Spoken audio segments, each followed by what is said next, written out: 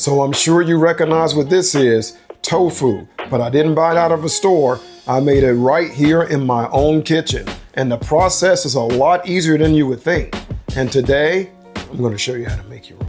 Okay, so let's talk about the process and the ingredients we're going to use to make this homemade tofu. Now, first of all, why even make homemade tofu when you can go to the store and buy it?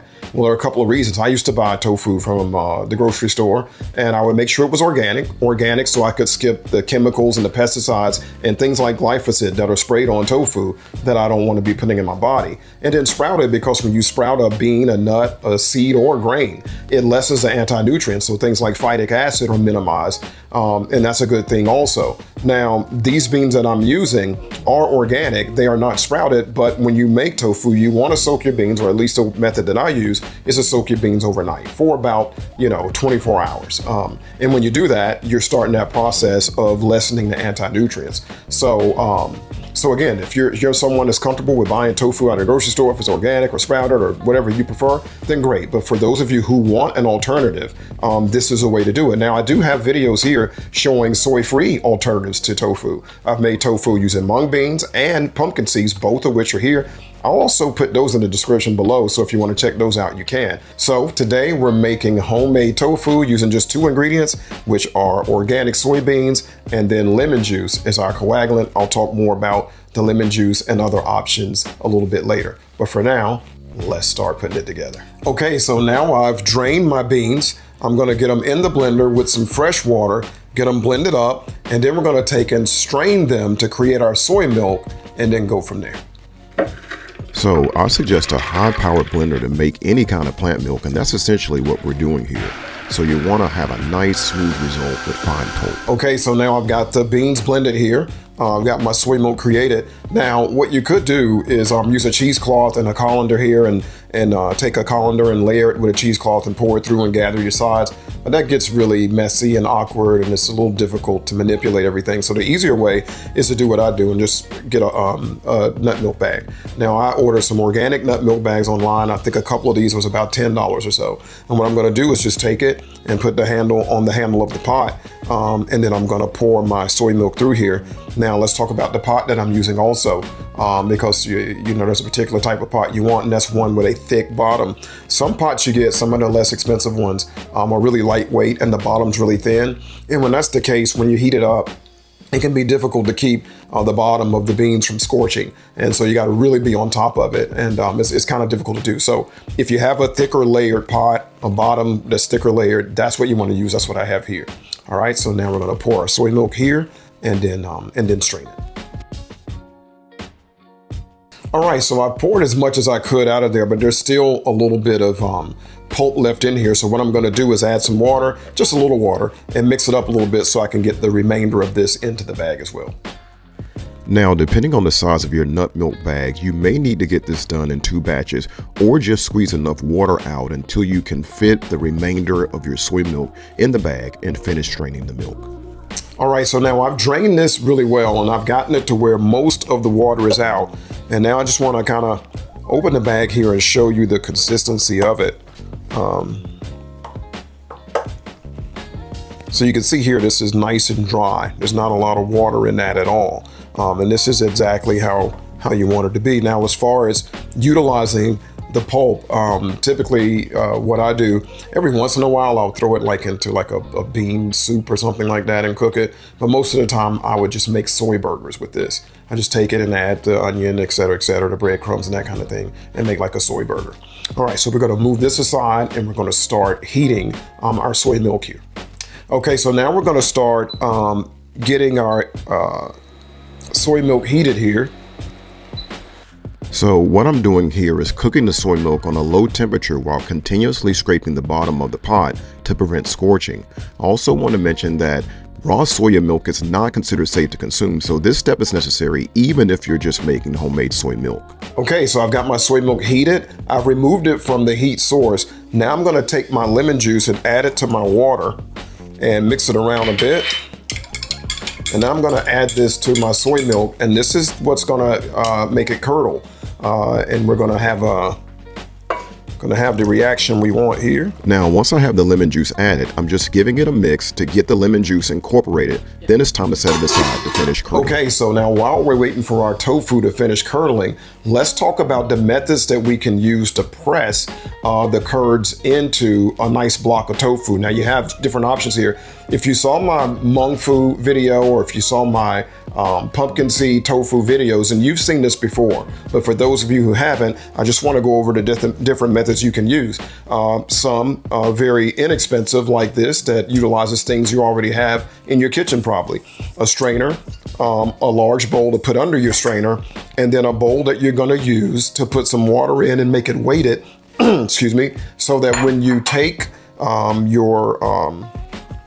your curds out and you want to press them, you'll put your cheesecloth in, your curds go in, we'll wrap them up, take your bowl with some water as your weight and put on top. You're going to push it down to get the excess water to go into the bowl beneath, and then you're going to leave it on there to weight it down gradually. Now, of course, this costs you nothing if you already have a colander, and most people do, and a couple of bowls that will work. And then you're going to need a cheesecloth. Now, another method is here. This is a tofu press. And the way this one works is you would take your cheesecloth again and line the container.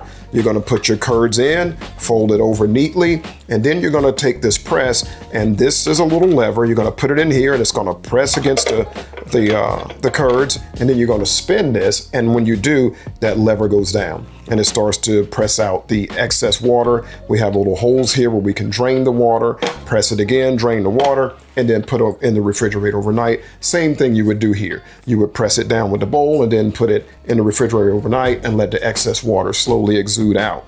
Same thing here. Now, the drawback here, okay, it's inexpensive compared to these two. That you can get this for $15 to $20, but it is plastic, and you are dealing with something that's hot. And when you put things that are particularly hot in plastic, you can get leaching of chemicals, something I don't want. But if you're someone who, doesn't consider that to be a problem, then this is a great economical way and effective way. It works really well to press your curds into a nice brick of tofu. Our next option gets a little more expensive. Again, this was $15 to $20. Here we're talking about $25 to $30. And this is a stainless steel press, same concept. We would take our cheesecloth, line it in here, put our curds in, fold it neatly, and then we're gonna put our top on. And when we put our top on, it sits on top of the curds, and then you just take this screw and you just turn it, and it pushes this lever down inside the container and presses the tofu, okay? $25 to $30, stainless steel. You don't have to worry about chemicals leaching.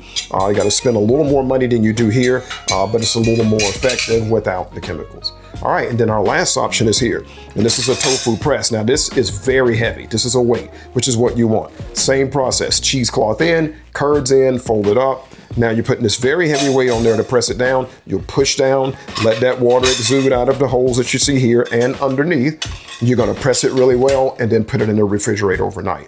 This is about $100, just right at $100. So again, this you probably have inside of your kitchen. It won't make a nice uniform block, but it still works. It takes a little doing, but it works. No money spent. Here, $15 to $20, but you do have the chemicals. Got to consider that. Maybe you don't want to use that. Here, about $30, stainless steel. And then here, it's nice and as straightforward as it gets. No turning anything. Just put it on there, press down, and it's done. And really, I think that, what you use is dependent on how often you're going to make it. If you're going to make a lot of tofu, maybe this isn't the best option. If you're going to do it here and there, maybe one or the others, but that's for you to decide. But these are your options. Let's move to our next step. If you're enjoying this video, please like and subscribe below. All right, so now at this point, it's been sitting for about 15 minutes. Let's take a look and see what we have here.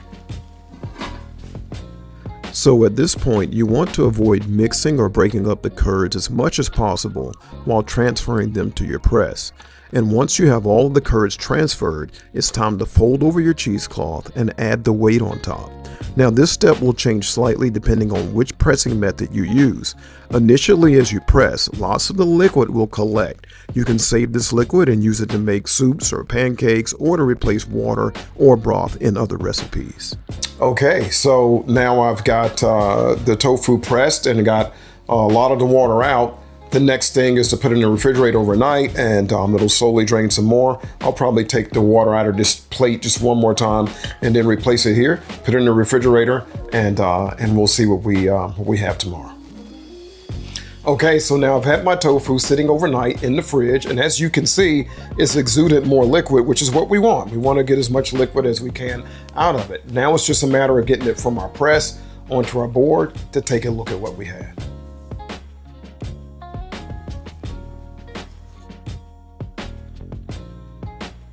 All right, and as you can see, our tofu looks great. Looks like a normal block of tofu, but without the processing, so this is great. Now what I made here is similar to a firm tofu. If you wanted a softer tofu, then you just wouldn't press it as long for those results. Now let's cut into it and see what it looks like.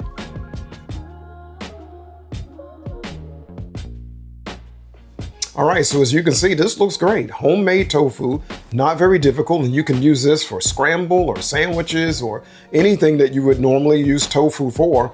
Only again, when you make it at home, no extra ingredients. As you saw, the process is not that difficult, so you should feel empowered to make your own. All right, if you're new to my channel and you're wondering how to find the recipes, look below the video and tap on the word more, and you'll see the beginning of the recipe.